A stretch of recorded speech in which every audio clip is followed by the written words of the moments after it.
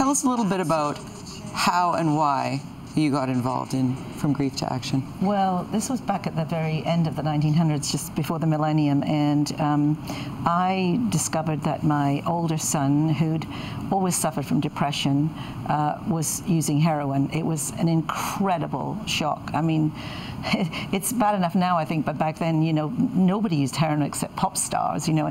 Anyway, it just so happened I found out through my church that there were other people, and I live in Kerrisdale, not where you expect to find addiction, right? And but at my church in Kerrisdale, there were a group of parents who got together to share our grief, our anger, our frustration, our guilt, our shame, all those feelings that you have as a parent when you discover that your kid is using heroin.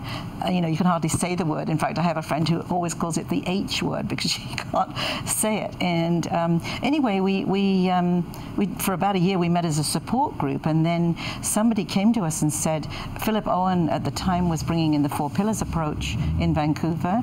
There was a group of people in the AIDS community who were extremely worried about what was happening with the use of needles and the spread of AIDS. And so we were asked if we would be prepared to speak out.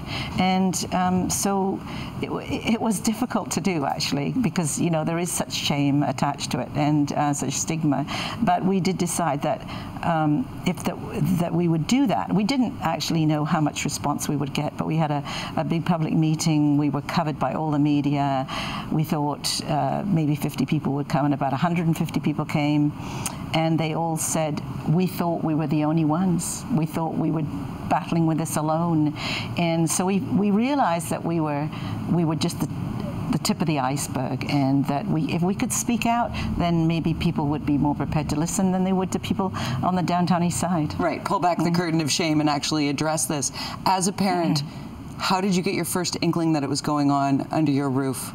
Well, actually, our son came and told us. He'd been saying he thought he was coming down with flu all summer, terrible backaches, and that actually, if I'd known now, you know, that I would have suspected, but in fact, we didn't suspect at all until he told us. It's very difficult to get help once you identify this, isn't it? It's incredibly difficult, and even though things have improved in the last 10, 15 years, and now they are linking mental health and addictions, which is really, really important, because so many kids who have mental health problems, underlying problems that may or may not have been identified, they self-medicate with drugs. And, you know, for instance, Ritalin and ADHD, my youngest son had ADD, very severe ADD. Ritalin didn't suit him. Cocaine, great, you know, really sorted him out. Perfect. Yeah. Not a celebration for mom, no. You know, that's the trouble. People don't understand that actually for the person who is taking the drugs in the beginning, it answers a prayer. It is the answer to a problem they have. Right. And it either makes them feel great or it dulls the pain. Yes. And so it's not until they've been doing it for a while that then it gets its claws into you and you can't get.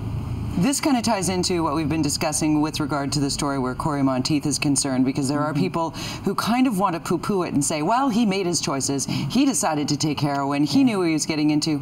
Often people don't know what they're getting into. No. This dragon is quite something. It is indeed, and you get the dragon by the tail, and it's almost impossible to let it go. So even once in treatment, relapse is very common. Not everybody can be like a Robert Downey Jr. Riaz and I were just talking about this. Somebody who seems to have overcome so much, having gone as low as you could possibly go and getting help.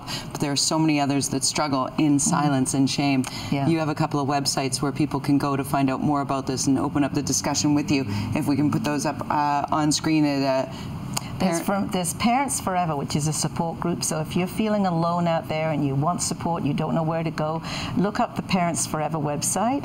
And we have a meeting every other Friday in St. Mary's Church in Kerrisdale. Great. And then From Grief to Action, we do advocacy education work, speaking out the way I'm doing right now. And I'm on various committees that are working on mental health and addictions and trying to improve the system, because it is very, very difficult to get help. Increase the availability of support. We appreciate that. Thank you so much for coming in this morning, Nichola. I could talk to you all morning.